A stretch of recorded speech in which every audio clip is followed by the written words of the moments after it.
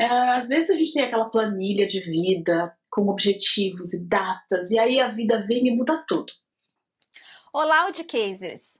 Vocês conseguiriam recomeçar a vida em outro país, ser super sucesso e ainda inspirar pessoas? Então fica até o final desse vídeo que a gente vai conhecer uma pessoa que você vai sair assim, ó, inspirado pela história dela. Você não perde por esperar. Ah, e como ela diz, tudo certo e nada resolvido. Ela também vai explicar isso pra gente.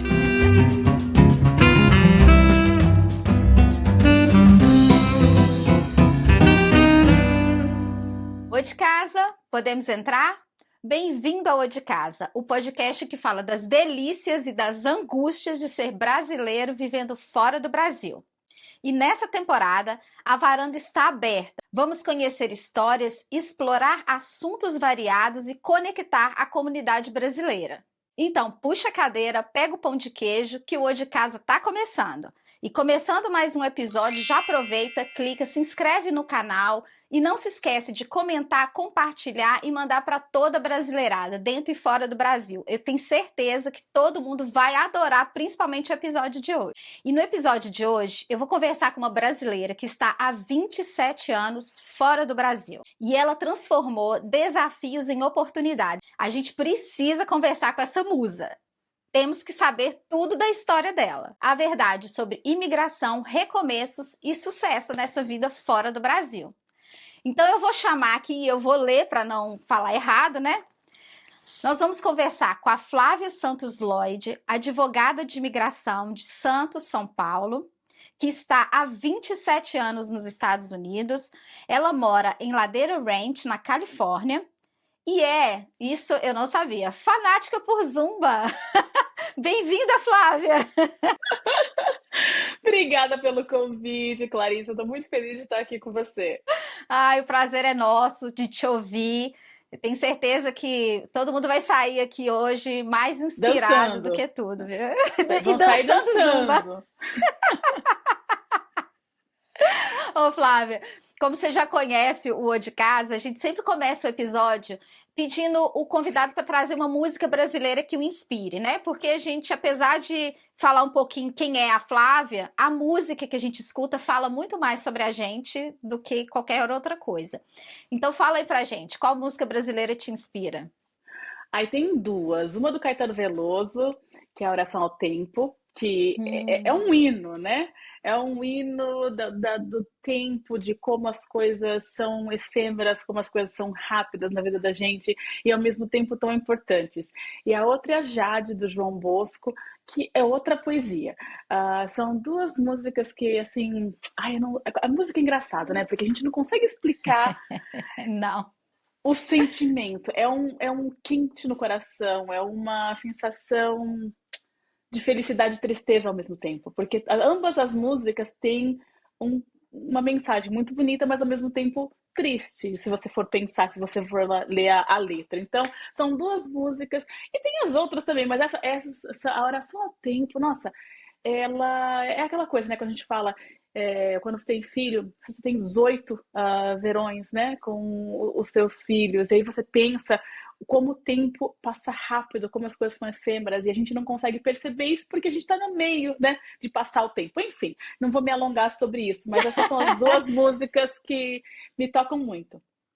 Não, não se preocupe. Essa música, Oração do Tempo, eu acho que ela realmente, na hora que o refrão, né, que ele fala tempo, tempo, tempo, tempo, é uma Uhum. oração só de falar isso, né? E é interessante porque realmente não tem nada que cura mais do que o tempo, né? Parece não, é clichê, mas não tem outra resposta, né? Os E o imigrantes que o clichê, digam. e o clichê existe por um motivo, né? Tem uma base de existir um clichê. É verdade. É verdade. Ô, Flávia, e 27 anos, como é que você veio parar nesse mundo aqui? Então, menina, olha, eu sou uma imigrante acidental, né? Porque Ó, eu eu sou de São Santos, né? Aí fui para São Paulo estudar e vim para cá para passar um ano. Eu estudava na Universidade de São Paulo e vim passar um ano para aprender inglês e a ideia era voltar para o Brasil, né, gente? Isso há 27 anos atrás. Ah, então, minha primeira viagem de avião, Clarissa, foi para os Estados Unidos. Eu nunca tinha entrado no avião na vida, nunca tinha entrado no aeroporto. Sério? Eu venho de uma Meu família muito Deus! simples.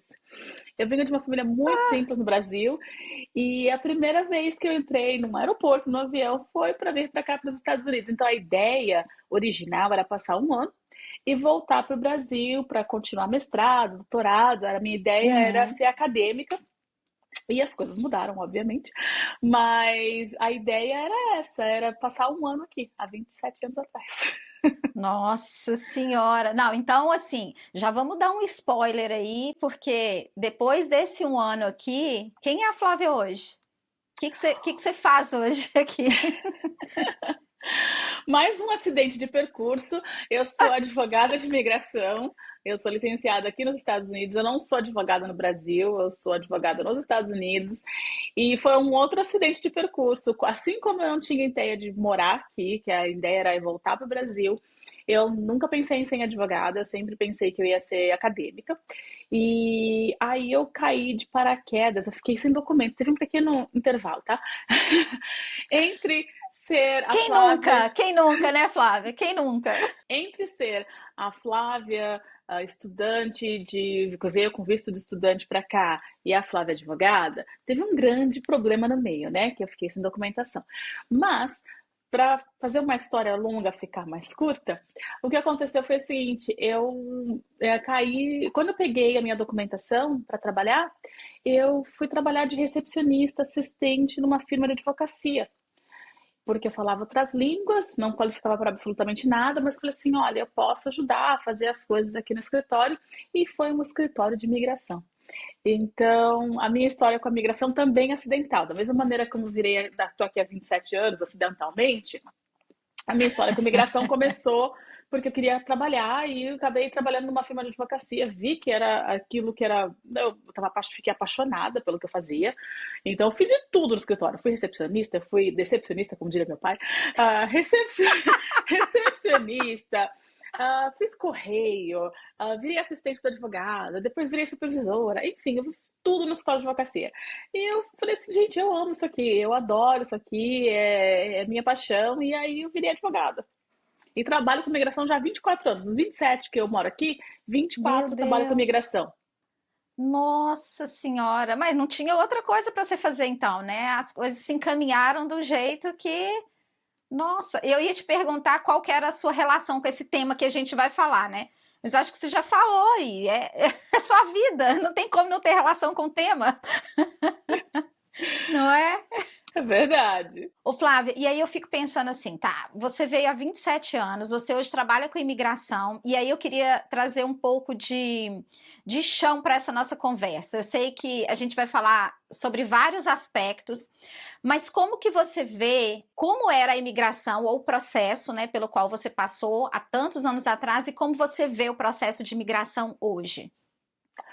Olha, eu vou começar com a questão. Eu tenho um livro, a Poliana, que ela consegue sempre encontrar o positivo no negativo, tá? E nesse momento que a gente está vivendo, aqui em 2026, a gente está vivendo um momento tenso de migração, a gente está vivendo um momento tenso nos Estados Unidos. De todos esses anos que eu moro aqui, de 26 anos que eu moro aqui, eu nunca imaginei que as coisas chegassem ao ponto que as coisas estão. Então, eu gostaria de colocar esse momento na história como uma exceção à Hum, regra de tudo que a gente conhece sobre as regras, as leis dos Estados Unidos. Então, quando eu vim para cá com visto de estudante, eu vim para passar um ano e eu fiquei fora de status. Eu fiquei fora de status por N motivos e depois eu consegui minha documentação que eu casei com um americano, tive filho com ele, meu filho mais velho é americano também. E foi um processo complicado, porque na época eu não sabia que existia, eu não tinha dinheiro para pagar as taxas da imigração. Então, era um ciclo vicioso. Eu não tinha dinheiro para pagar a taxa ou pagava aluguel. Enfim, então foi um momento muito difícil, mas por questões de procedimento, de não ter o dinheiro, não é procedimento, questões de não ter o dinheiro para protocolar o uhum, caso. Quando protocolei o caso, finalmente fui lá, peguei meu green card, maravilha. Comparando com hoje, uma pessoa na minha situação que veio legalmente, passou do tempo, violou o status, não está tão tranquilo quanto eu estava naquela época, porque as regras estão cada vez mais restritas, mais difíceis, os oficiais têm uma oportunidade maior de negar um caso, de pedir mais documentos.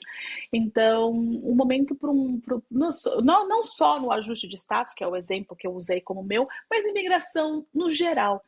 E eu sou uma advogada, gente, que eu sou meio esquisita, tá? Eu acho que as pessoas têm que ter o direito de fazer o processo sozinha. Eu acho que a pessoa tem que ter o direito de se virar, sabe? Não é uma coisa assim, você. Eu gostava de poder falar, olha, o seu caso é tranquilo, se você for sozinho numa entrevista, tá tudo certo. Hoje em dia eu não posso falar isso. Hoje em dia eu não posso falar para uma pessoa que você não precisa de um advogado. Então, eu tive que mudar meio que o meu discurso, que eu sempre falava, não, você pode fazer tudo sozinho, porque era uma coisa relativamente tranquila se a pessoa não tivesse problema nenhum. Hoje em dia as coisas mudaram muito, a gente está num momento muito único da história e eu acho que quando a gente olhar isso para trás vai ser um momento que a gente vai querer esquecer que aconteceu, porque esse país é feito de imigrantes, esse país é feito da gente. É. Esse país precisa da gente. Então, essa maneira que as coisas estão sendo conduzidas, e a gente pode ver isso até pela Copa do Mundo, enfim, eu não vou entrar de tudo que está Sim. acontecendo aqui, não é normal. Não é normal, não reflete os Estados Unidos. É interessante você falar isso, porque isso dá um pouco de esperança, né? Porque a gente fica muito preocupado com tudo que está acontecendo, com a forma como o imigrante tem sido tratado, inclusive nos órgãos públicos Público. mesmo, né, competentes por resolver isso. Mas o que me chama atenção no seu discurso é você falar que sempre o seu discurso era sempre da pessoa poder fazer isso sozinha. Isso não é comum um advogado fazer. Né? Não estou dizendo que quem faça está errado, mas eu sinto muito mais humanidade, entendeu? De você falar, gente, você pode, você dá conta, você não precisa de um advogado. De onde vem isso? De onde vem esse desprendimento mesmo, né? Eu acho que é isso. Olha, eu comecei a minha firma, lógico, eu tenho um escritório, eu tenho que pagar funcionário, tenho que pagar aluguel, como todo mundo. Mas a missão, os valores da minha firma vêm de um lugar de não ter oportunidade, de não ter dinheiro, de não ter acesso. Mais uma vez, eu não tive documento por anos, não foram dias, porque eu não tinha dinheiro para as taxas da imigração. Consequentemente, eu não tinha dinheiro para um advogado. Então, no final, eu consegui uma representação, mas não foi uma coisa fácil. Eu sei o quão caro, o quão difícil é para a maioria das pessoas. Então, se a pessoa antigamente, isso mudou hoje em dia, tá? Porque hoje em dia tá fogo no parquinho. Fogo no parquinho. Mas se eu via que realmente, olha, um caso de naturalização, por exemplo, e a pessoa tava, sabe, quadradinha, 2,5 filhos, não tinha problema nenhum, o meu trabalho é explicar. Então, se não tinha problema, para que eu vou deixar a pessoa com medo? Para que eu vou falar não? Porque, olha, eu dou a opção para a pessoa. Olha, se você quiser uma segurança extra, essa é a situação, mas olha, do ponto de vista jurídico, o seu caso não tem problemas. Então, vem de um ponto de que eu passei, de que eu tive esse problema de não ter dinheiro para representação, de ir a consultas e sair da consulta, poxa vida, essa pessoa pode me ajudar, mas eu não posso pagar.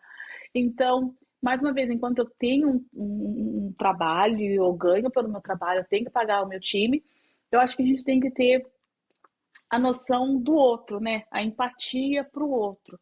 Porque, sabe, a gente tem também, olha, eu já trabalhei tanto com fraude, com gente que foi vitimizada, então a pessoa às vezes chega para mim, já foi vitimizada por advogado A, ou o outro que finge que é advogado. Então, é uma vulnerabilidade, a imigração é uma área, tem outras também, mas a imigração é uma área que o mexicano ferra o mexicano, o brasileiro ferra o brasileiro. Então, às vezes a pessoa já chega para mim desconfiada, roubada, ferrada. Então, tem essa coisa de tem que mostrar uma confiança, uma segurança, que a gente não está aqui para adicionar problemas, para resolver problemas. Entendeu? Então, acho que essa é a filosofia também do escritório, a missão do escritório. Né? Acho que isso a gente codificou a mesma coisa como eu abri o escritório. Por que eu abri o escritório? Porque eu estava trabalhando numa empresa que eu não adorava o meu trabalho, mas eu era mãe solteira e o meu filho estava crescendo e eu sabia que ia embora dali a alguns anos. E aí o que aconteceu? Os meus chefes não tinham filhos e não entendiam que eu tinha que ir no jogo de vez em quando. E se eu precisasse trabalhar meia-noite, eu ia trabalhar. E eu acabei saindo da empresa para abrir o meu escritório para poder ter essa flexibilidade. Então, isso também é parte dos valores, é parte da missão do escritório. Se você é mãe, se você é pai, você tem um compromisso com a sua família, você tem que fazer o trabalho. Mas se você precisa sair no meio do dia para buscar o teu filho, vai buscar o teu filho. Então, são esses, o meu ponto com esse exemplo são os valores que eu coloquei no papel quando abri o escritório. Então, é a missão que a gente tem. Nossa, só isso daí já é bem inspirador, né? Porque não é fácil você colocar tudo isso no seu dia a dia. Então, assim, eu entendo totalmente quando você fala essa questão financeira, até porque o imigrante, mesmo que ele veio, né? Igual no seu caso foi por acidente, no meu caso foi decisão, mas independente do motivo que te trouxe aqui, você está recomeçando a sua vida e se você não tem um mínimo de apoio, né? Um mínimo de eu acho que nem é apoio, eu acho que é uma rede. Qual o nome que a gente pode chamar? Porque rede de apoio se tornou também outro nome fácil de falar, né? Mas a pessoa que te reconhece, eu acho que é isso, a pessoa que te reconhece quem você é, em quem você quer se tornar. Né? E eu acho que isso, a sua vivência transporta para o seu jeito de trabalhar, para os valores que você leva para a sua empresa e com certeza para todo mundo que te conhece e seus clientes principalmente, né? Então, assim... Exatamente, a gente tem que ter não importa qual negócio você tem, qual o seu objetivo, você tem que ter pilares básicos, né? Para você poder operar, especialmente se você vai trabalhar com outras pessoas, você tem que ter essa cultura, você tem que ter essa missão.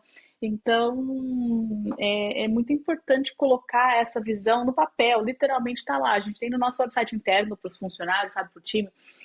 Esses são os nossos valores, porque a gente eles têm que vir de algum lugar, e vem da minha experiência, né? Isso, exato, exato. E assim, tem alguma mudança de mentalidade além dessa profissional, né, que você notou na questão da imigração, né, que antigamente era de um jeito, a sua abordagem era uma, hoje a sua abordagem é outra, a gente está rezando aqui para que a sua abordagem volte a ser anterior. Mas assim, enquanto imigrante mesmo, enquanto pessoa física, teve algum clique, assim, algum momento que você falou assim, agora eu preciso mudar o meu jeito de pensar morando fora? Olha, é tudo, né? Porque os riscos que a gente. Qual é o trabalho do advogado, né? É minimizar riscos. Então, as coisas que eu falava, eu tive que mudar o meu discurso. E olha, eu trabalho com 24 anos, né, com imigração. Então, tem coisas que eu falo há 24 anos, porque sempre foram o praxe, sempre foram o standard, sempre foram o básico. Então, você tem que se reinventar no sentido de saber o que falar, saber o que não falar mais. Então, se é difícil para o imigrante, é difícil para a gente também, porque tem discursos que eram, sabe, encaixotados, quadrados, já que você falava a mesma coisa, você podia dormir com o olho fechado e falar a mesma coisa nos seus sonhos. Mas as coisas mudaram e eu tive que mudar o meu discurso, eu tive que mudar como a gente opera. Inclusive, eu falo dos dois pontos de vista, tá? Eu falo do ponto de vista jurídico, mas até mesmo de negócio. A gente teve que mudar como a gente estrutura, como a gente trabalha, a linguagem que a gente usa no nosso contrato, porque as coisas estão mudando todo dia. Tá? Então, e literalmente parece uma pessoa que tem um ataque cardíaco, sabe? Eu não sei se eu rio ou se eu choro.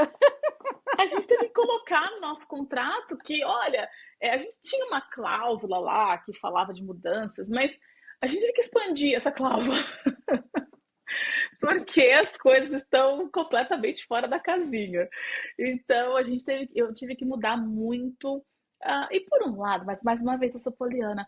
Olha, a gente está tendo que aprender mais, a gente está tendo que correr atrás mais. Não é que a gente era mal acostumado, tá? Não vou falar isso. Não vou falar que Biden era fácil, não vou falar que Obama era fácil, não vou falar que George Bush era Uhum. fácil.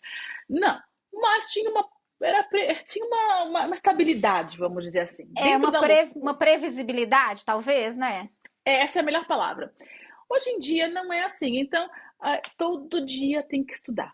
Todo dia tem que ler coisa nova. E assim você se sente, é, sabe, meio que afogando, porque, ai meu Deus, será que vai mudar um caso de hoje para amanhã e amanhã eu tenho audiência?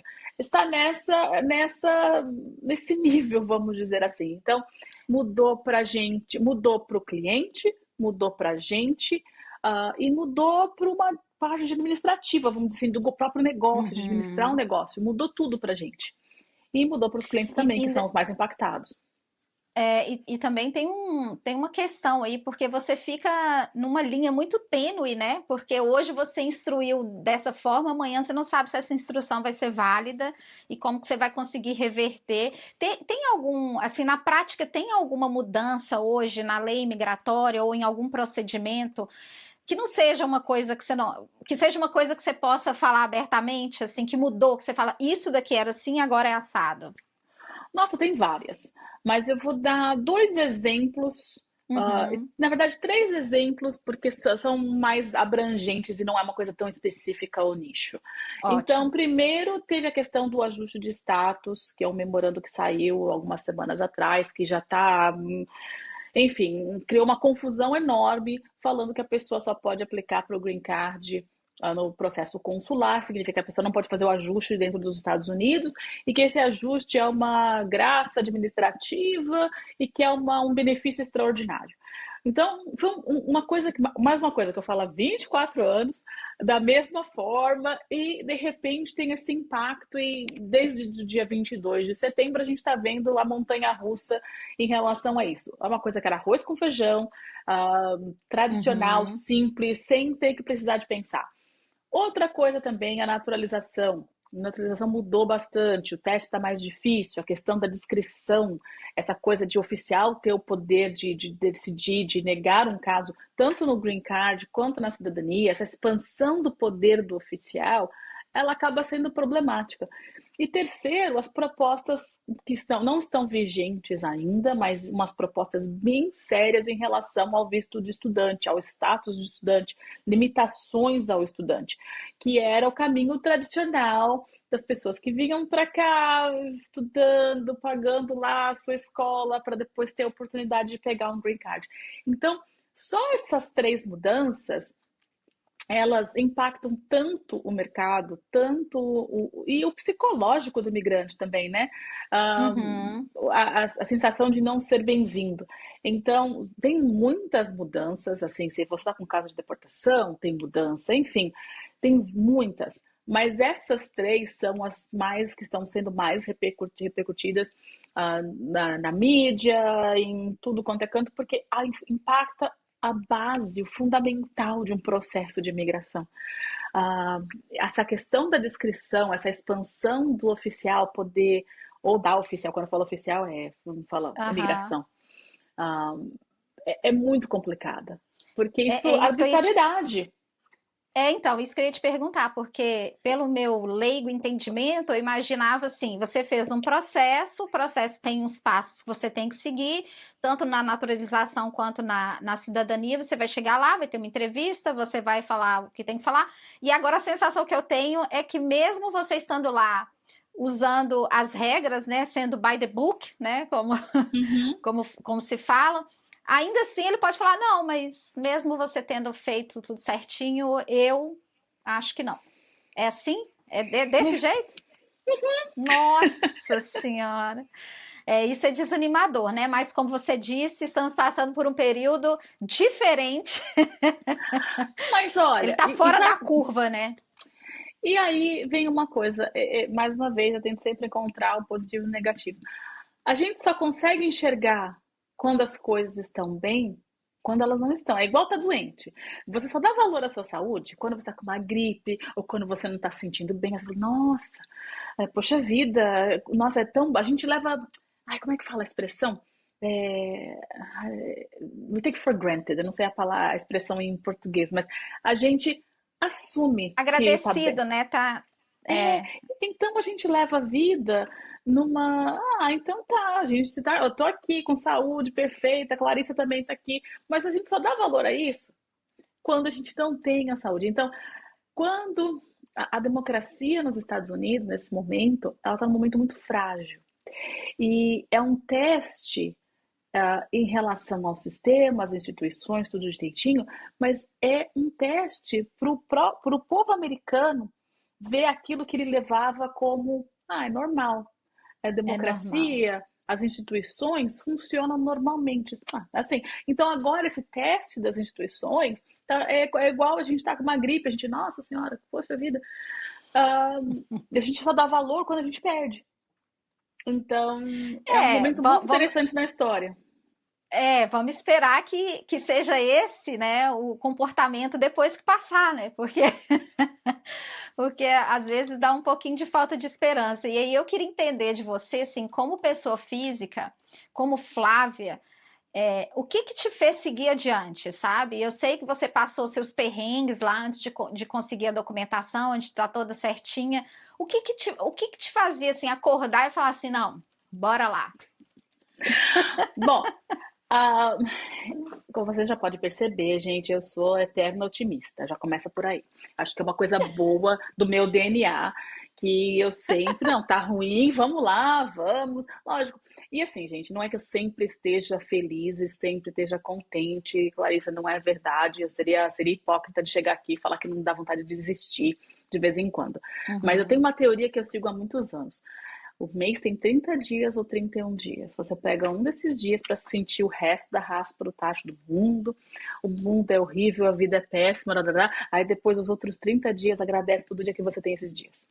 Então, eu tento levar nessa filosofia, lógico, tem meses que tem 2 dias ruins, tem 3 dias ruins, o que seja, mas eu tento, sabe, focar nisso, focar no bom, nas coisas que acontecem. Mas outra coisa também, para ser bem prática e bem honesta com você, com o público aqui, eu tenho 2 filhos, né? Eu tenho um de 25 e depois de velha casei de novo, tenho outro de 6. Então, eu me pergunto muitas vezes se a força que eu tive, os perrengues que eu passei, a motivação de continuar e de ser otimista vem de ser mãe. Não é que não estou fazendo apologia de tem que ser mãe, não tem que ser mãe, mas eu era mãe solteira, então esse filho dependia de mim para tudo. Então eu Sim. não tinha o luxo ou a liberdade de poder desistir, porque eu tinha uma pessoa que dependia de mim. Eu não sei como minha vida seria se eu não tivesse tido meu filho, se eu não tivesse passado o perrengue. Quando o Lucas tinha 15 dias de idade, a gente parou num abrigo de sem teto aqui. Então, eu fui para um abrigo de sem teto, não tinha para onde ir com uma criança de 15 dias.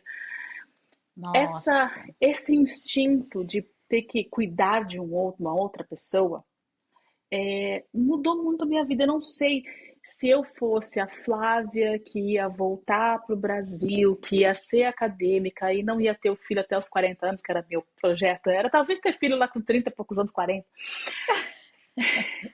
Eu não sei se eu não tivesse uma pessoa dependendo de mim desde tão cedo e viver em prol dessa pessoa, porque tem que comprar sapato, tem que comprar comida. Então, essa motivação. Então, tá, tem uma coisa do DNA, tem uma coisa minha que eu sou naturalmente positiva, vamos dizer assim, e consigo ter sei lá, uma coisa, uma atitude positiva de vida. Mas eu também não sei o quanto isso vem de ter que ter uma pessoa responsável, eu era responsável 100% por um outro ser humano. E isso te dá uma resiliência, É, eu sabe? entendo o que você está falando. Eu também penso da mesma forma. É difícil a gente pensar, né? Como que a gente não vai seguir adiante, sendo que tem alguém dependendo da gente. E Uhum. eu acho que tem uma frase que você fala, toda vez que você fala, eu presto atenção nela, que é tudo que é tudo certo e nada resolvido, né? Eu acho que se a gente não encarar desse jeito também, a gente não sai do lugar, porque sempre vai ter perrengue, sempre vai ter dificuldade. Eu acho que quando você é imigrante, a sensação que eu tenho, tá? E aí, talvez você possa falar do seu lado, é que Uhum. cada dia parece que a gente está nascendo de novo. Porque cada dia você tem uma dificuldade maior para seguir. Ou talvez não maior, mas mais uma pedrinha, sabe? Quando você está no Brasil, quando você está vivendo aquela vida que é anormal, vamos dizer assim, tá? Uhum. Você está no seu país, vivendo a sua vida, óbvio, você também tem perrengue, você também tem dificuldade, você também tem vontade de desistir, você também tem persistência para seguir adiante. Não estou dizendo que quem é imigrante tem mais desafios do que quem não é. Não é esse o Uhum. ponto, eu acho que todos nós temos. Mas o que eu sinto sendo imigrante é que a gente, além de ter os nossos problemas, questões pessoais da sua vida, do seu idioma, eu acho que você está entendendo meu ponto. Sim. Quando você está fora do seu país, você está fora de casa, isso é fato. E aí, fora de casa, tem muitas outras coisas que a gente tem que correr atrás. Então, eu vou te dar um exemplo. Eu tenho uma empresa aqui. Aí eu fiz a Uhum. empresa. E aí, cada passo que eu tenho para o meu negócio, eu encontro uma pedra que eu falava, meu Deus, não é possível, isso nunca vai acabar. Cada hora que eu ando um passo, a sensação que eu tenho é que eu tenho que andar 2 passos para trás, porque como eu sou imigrante, tem muita coisa que eu não sei. E por mais que eu tenha uma rede de apoio, que eu tenha conversa com pessoas que já passaram pela mesma coisa que eu, o caminho é meu, sabe? A história é minha. Então, Uhum. ninguém viveu a minha história como eu tô vivendo.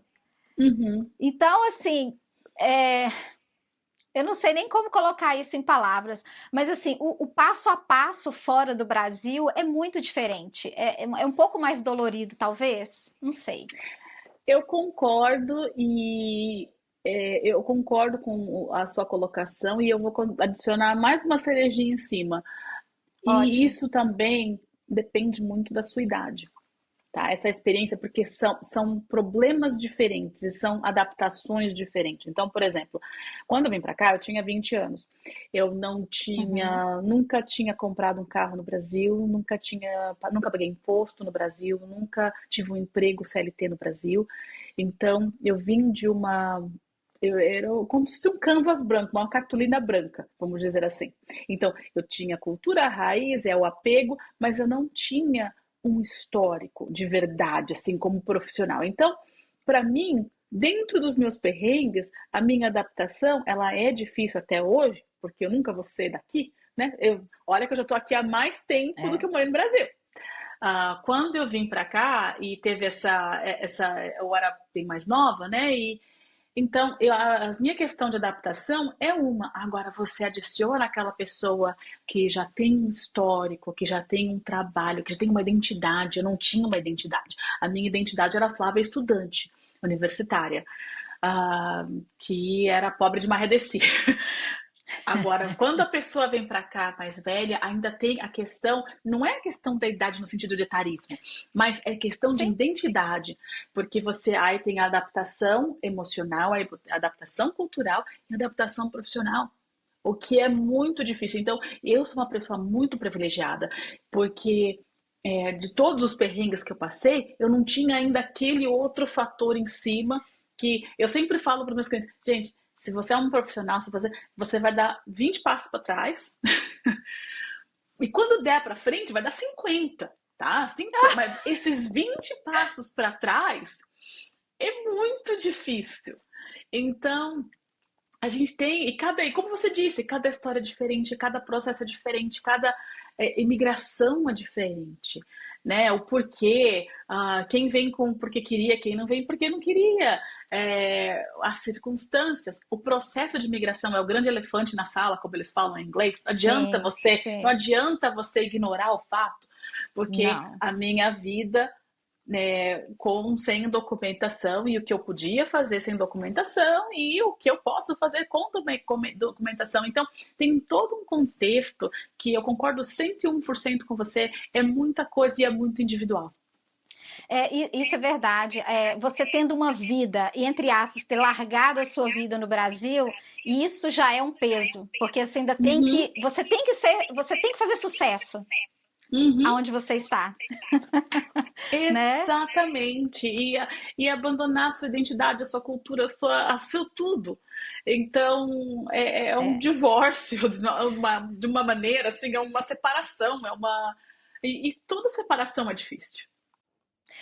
Tem uma frase que está me ecoando aqui na cabeça, uma frase que eu ouvi de um americano, que é assim: a gente estava conversando sobre pessoas que têm documento e não têm documento, e ele falou assim: eu conheci uma pessoa que não tem documento, mas ela faz muito mais profissionalmente, mesmo não tendo documento, do que uma pessoa, do que um americano. Então ele comparou um amigo brasileiro sem documento e um amigo americano, né, nascido aqui e que não faz tanto quanto esse amigo brasileiro. Uhum. E ele falava assim, mas eu não entendo por que ele ainda quer ter documento. Eu tentando explicar para ele, falar, meu filho, mas se você não tem documento, tem muita coisa que você não tem acesso. E ele falava, mas como se essa pessoa está se dando tão bem?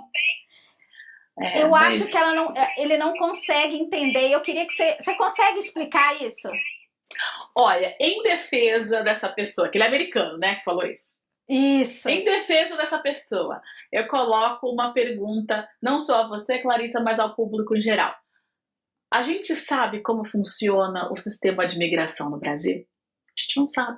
A maioria das pessoas não sabe como funciona o RNE, que é o registro Registro Nacional de Estrangeiros. Como você pega um CPF, como quando você é estrangeiro, quanto tempo você pode ficar no Brasil, quanto tempo você não pode. Então, a gente não sabe, hoje eu sei porque eu trabalho com isso, mas eu não Sim. trabalho com imigração para o Brasil, mas eu tenho experiência suficiente para saber que imigração no Brasil é difícil também. E tem processo de deportação, e tem pessoas violando o status. Então, quando a gente é do nosso país e a gente vive a nossa realidade, e a gente tem o RG, e a gente tem o CPF, e a gente não tem o nosso CPF. E aí, a gente não imagina o quão difícil é para o estrangeiro ter. E o Brasil, gente, o sistema do Brasil é super difícil, tá? Não é uma coisa simples. A gente imaginar que, não, vem para cá, não. O sistema de imigração do Brasil é tenso. Então, eu acho que vem de um ponto de não saber, da ignorância, no sentido de, não de ser burro, mas de Uhum, realmente uhum. não saber. De não entender que a liberdade de ir e vir é um privilégio. De poder entrar num avião é um privilégio, de poder dirigir sem preocupação. Eu lembro quando eu dirigia sem documentação antes da A Califórnia agora tem a licença para pessoa sem documentação. Mas quando eu dirigia de ponto A, ponto B, que eu tinha que trabalhar, gente. Você dirige assim, porque você não está com a licença correta, você não está com a sua documentação. Então, são coisas que eu faço uma analogia. Quando o americano vem para mim, ou a pessoa que não conhece imigração e fala coisas como essa, eu tenho donos de empresas milionários que dão green card para funcionário, mas não tem green card por si só. Então, são pequenas liberdades que as pessoas assumem que são normais, de ter um seguro social, de ter uma licença para dirigir, de poder pegar um avião e ir para o México, passar um final de semana. São liberdades que você assume que imagina, todo mundo tem, e não é isso. Mas só você não tendo, você entende. É só passar. Sabe uma coisa que eu não gosto, Clarissa? Quando alguém fala assim, eu te entendo. Olha, falar eu entendo é muito difícil, porque se você não passou, você não entende. Você pode ter empatia, você pode ter simpatia, você pode, poxa, que triste, que chato. Mas eu uso a palavra eu entendo com muita. Eu sou muito. Não me falta a palavra. Com cuidado. Eu não uso assim, eu entendo Uhum. você. Porque se você não passou, você não entende, É porque é muito sabe? simplista, né? Quando você fala eu entendo, parece que é bem superficial, né? Sabe? Então a gente tem que ter um cuidado. Então, quando você fala, não, eu entendo o que está passando, ou eu. cuidado com essa expressão, sabe? Porque às vezes não é assim. Então, esse comentário dessa pessoa, eu vejo de um ponto de vista de não saber, de não entender, porque se fosse só dinheiro, que fosse o denominador comum, mais uma vez, eu tenho clientes que são pessoas, são iluminadas, que dão green card para os funcionários, que a empresa dá muito bem, tem muito dinheiro, mas não tem documentação. Porque, enfim, passaram muito tempo, mas são pessoas extremamente bem-sucedidas. Mas essa limitação, e outra coisa, essa limitação de não poder viajar, eu falo que tem 3 fases nos Estados Unidos, tá? A primeira fase, não tô falando que todo mundo passa por elas, tá? Mas no geral, uma generalização. Tá. A primeira fase é você não pode viajar porque você não tem documento. Então é uma prisão, tá? Aí tem a segunda fase, você tem documentos, mas você não tem dinheiro para viajar. Ai, que ironia! E aí tem a terceira fase, onde você tem dinheiro, mas você não tem tempo para viajar. Então, a vida nos Estados Unidos, quando se fala em documentação, mas a primeira fase eu ainda acho a pior, porque você não poder. O fato de você não viajar porque você está sem tempo, porque você está sem dinheiro, é uma coisa que você ainda pode fazer. O não poder fazer, a barreira, tem um fator psicológico emocional muito grande. Eu concordo. E eu sou sagitariana, né? E todo mundo sabe que o sagitariano é o da liberdade, né? Então, quando eu penso assim, nossa, será que eu posso, será que eu não posso fazer alguma coisa? O não poder realmente é uma coisa que fere, né? Fere a gente. Porque você não tem escolha, né? Exatamente. E o fato de você não ter escolha... E isso é uma outra coisa que eu acho que mexe muito com o emocional do imigrante, principalmente se ele não tem documento. Você ter que fazer alguma coisa por não ter documento, né? Então, você não pode escolher o trabalho que você vai exercer.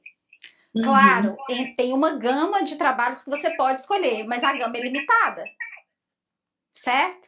Então, essa falta de liberdade para decidir sobre a própria vida, isso mexe muito com o emocional da gente, mexe muito com a sua autoestima também, né? Então, com eu certeza. acho que isso é bem delicado. Eu imagino tanto que você deve lidar com isso, com seus clientes, né? Então, assim, quando você fala dessa sua empatia, eu fico muito confortável de saber que existem pessoas como você, sabe? Porque isso já é um chão muito grande para o imigrante pisar. Então, assim, eu acho que eu tenho que te agradecer por ser essa pessoa, ter essa empresa. Eu conheço pessoas que trabalham com você, eu sei que isso é real, isso que você prega, não é só da boca para fora. E nossa audiência conhece a Kátia, né? A Kátia trabalha com a Flávia, a Kátia já esteve aqui com a gente 2 vezes. E dá para entender por que vocês trabalham juntas. Filosofia mesma. Então é muito bom trabalhar com a Kátia, é um excelente profissional. Ô, Flávia, eu queria que você trouxesse, assim, tem algum momento pessoal, ou engraçado, ou que você falou assim, meu Deus, não é possível, isso não existe, que você viveu, que você poderia trazer para a nossa audiência? Porque, assim, já tá claro, né, para todo mundo quem é a Flávia, porque a gente falou muito mais sobre imigração, mas qualquer coisa que você fala de si, né? Então, assim, é muito bonito ver você trazer essa motivação, essa inspiração, esse seguir adiante, que não é fácil. Eu consigo te enxergar hoje com outros olhos, conhecendo um pouco mais da sua história, né? Você reverbera a sua história através do seu discurso e, nossa, é muito bonito. Eu tô falando isso assim de coração, eu tô emocionada de falar isso. Isso é verdadeiro. Mas eu queria que você trouxesse alguma coisa assim que você falava, meu Deus, eu não acredito que isso aqui aconteceu comigo. Ai, meu Deus, tem tanta história. Deixa eu pensar. Olha, tem traje cômico, então eu vou dar o trágico e eu vou dar o cômico, tá? Ok.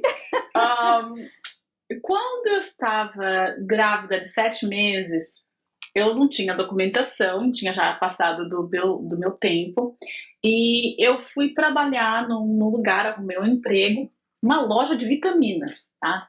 Então, tô lá, Hum. grávida de 7 meses, varrendo, colocando as coisas no estoque. Trabalhei lá por 7 dias. O cara não me pagou. Não me pagou. E sabe quando você. E eu pegava o ônibus, eu não tinha carro. Porque pra quem mora na Califórnia sabe que eu tô Putz. falando que não dá pra viver na Califórnia sem carro. Eu não tinha carro, eu pegava ônibus pra ir trabalhar.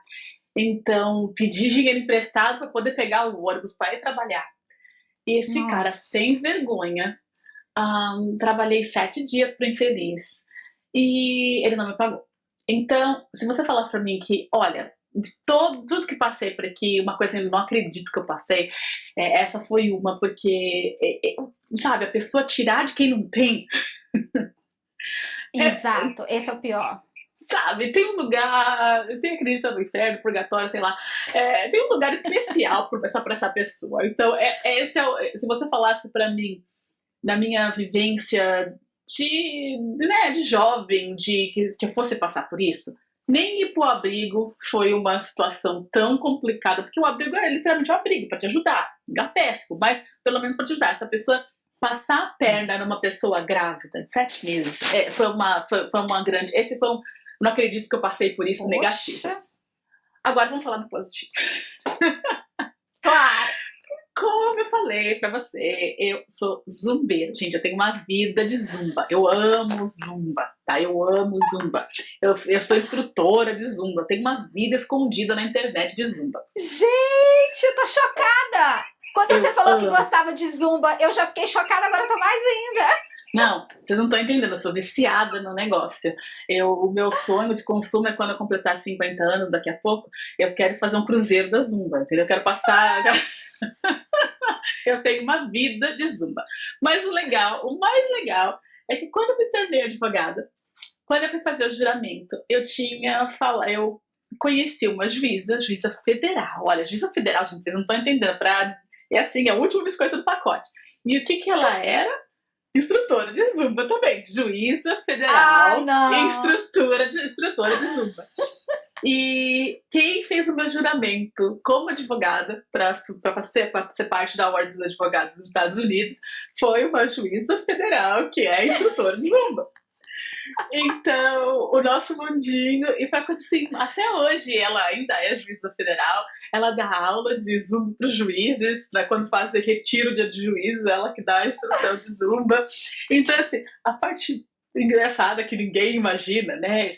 Eu vou lá de terno toda no fórum, dou palestra para advogados, e aí eu tô lá na zumba. A pessoa fala, tem uma brasileira que dá aula.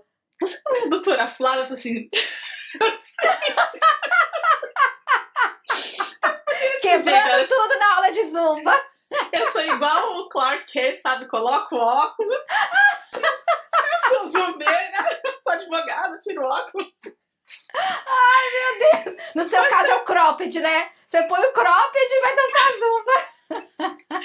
É muito engraçado encontrar a brasileirada, não tem muitas, mas tem aqui na minha área. Eu te conheço de algum lugar. Aqui nos grupos de Facebook, não é que eu seja conhecida, não é isso, gente? Não é que eu tô falando que seja conhecida. Mas no grupo o pessoal indica, aí vê a fotinha da pessoa. Isso. Mas eu te conheço de algum lugar, assim, pois é. Daí eu. Pois é. Então é a minha vida de zumba, que ninguém acredita que eu vivo. Gente. Mas é assim, é. Gostei desse Clark Kent da vida real. Ai, Flávia, que delícia, viu? Ó, a gente tá chegando ao fim do episódio, mas é claro que você não vai deixar de responder a pergunta das perguntas do O de Casa, né? Que depois disso tudo que você falou, eu já imagino a resposta que você vai dar. Principalmente quando você fala de dança, né? De zumba. Ai, meu Deus. Flávia, depois de ter passado tudo isso, de você hoje morar mais tempo nos Estados Unidos do que morou no Brasil, viver fora do Brasil te tornou menos ou mais brasileira e por quê? Com certeza mais brasileira. Com certeza, não tenha dúvida. Não tenha dúvida. É igual o CPF, é igual o RG, é igual o Pix. Quando você está no Brasil, você leva. Existe, o Pix existe. Mas quando você está fora, quando você sempre vai ter um sotaque, quando a sua identidade é uma outra identidade, por mais que eu esteja aqui há 27 anos, eu saí do Brasil com 20, o meu português não tem sotaque. Tudo bem, a minha gíria parou lá nos anos 90, tá? Eu falo umas coisas que as pessoas olham pra mim e falam assim, o que é isso? As minhas referências também pararam lá nos anos 90. Mas a minha língua, a minha cultura, a minha comida, os meus valores são muito, assim, eu sou brasileira e meus filhos nasceram aqui, mas eu tento colocar essa coisa de ter também outra metade que é brasileira. Então, sim, eles são americanos, mas também são brasileiros. Isso te dá um orgulho, isso te dá uma...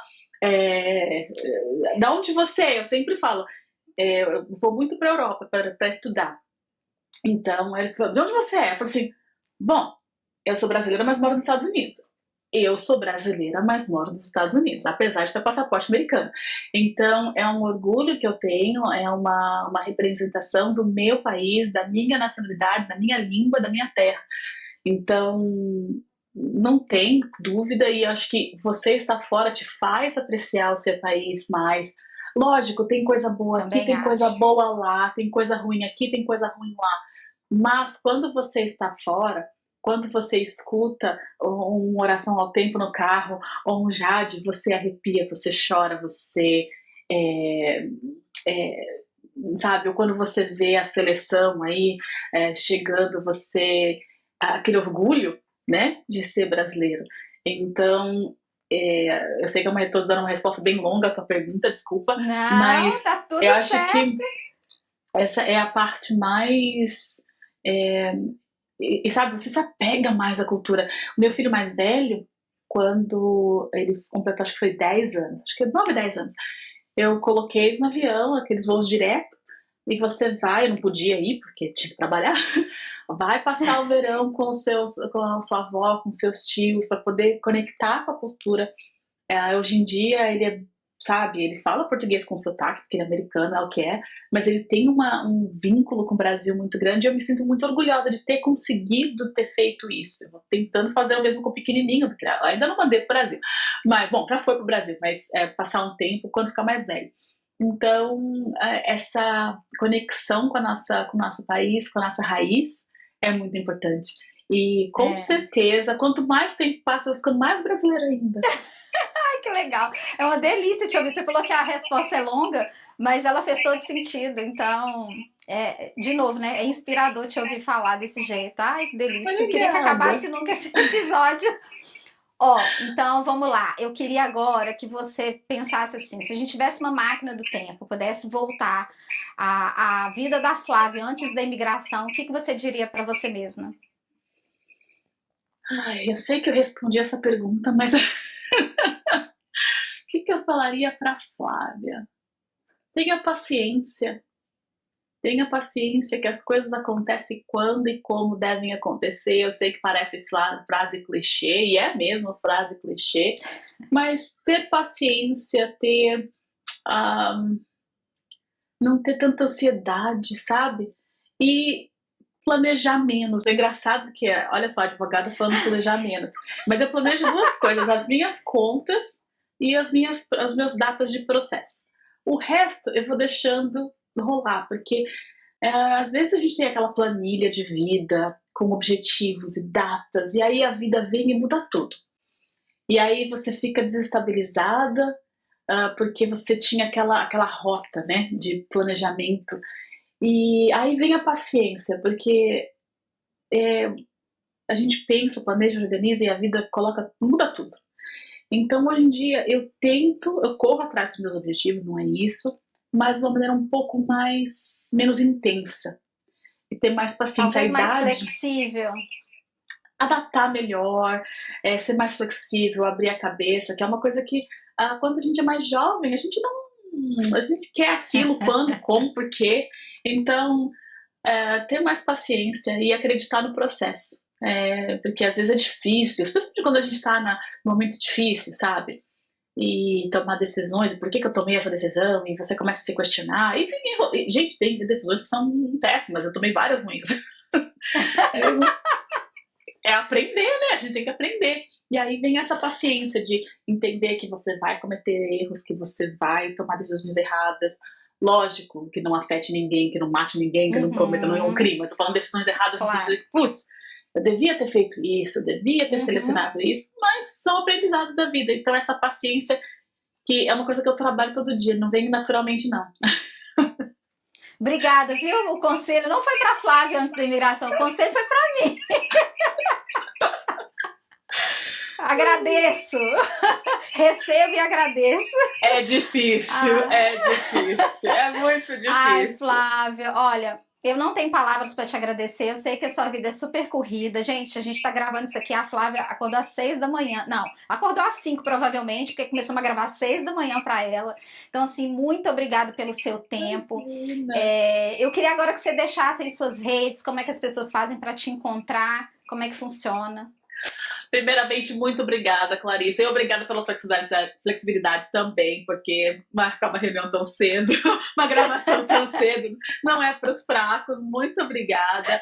Obrigada pelo quem está assistindo até agora, obrigada também. E para entrar em contato comigo, a minha rede social o Instagram é @SantosLloydLaw. Eu sei que é complicado, Lloyd com 2 L's, tá? Santos Lloyd Law. Se você jogar meu nome no Google, Flávia Santos Lloyd, todas as minhas redes aparecem, o LinkedIn também, Flávia Santos Lloyd. Não vou deixar o e-mail porque é muito longo. E o famoso WhatsApp. O WhatsApp é +1 949 529 2419. Então essas são, mas eu sei que o povo gosta de rede social, então entre o Instagram e entre o Instagram e o LinkedIn a gente se comunica. Ai, perfeito, perfeito. E eu já chamo as pessoas para te seguir mesmo no Instagram, que você faz umas lives respondendo os questionamentos do público, muito legal. Então vale a pena, gente. Claro, né? Todo mundo que chegou até aqui sabe que vale a pena seguir a Flávia, mas é mais um motivo para seguir. Vou deixar também seus contatos aqui na descrição do vídeo, então vai ser fácil para todo mundo te encontrar. Flávia, de novo, muito obrigada. Muito obrigada, delícia você. De conversa. Pessoal, você o de Case já sabe, todo domingo tem episódio novo. Segue a gente nas redes sociais, se inscreve aqui no canal. Isso é muito simples, é uma iniciativa da comunidade brasileira para a comunidade brasileira. Então a única coisa que você tem que fazer é seguir a gente e ver os vídeos, tá bom? Mas para eu ter certeza que você chegou até o final desse vídeo, comenta aqui pra gente, #imigração. E o O de Casa vai ficando por aqui. Tchau, pessoal! O de Casa!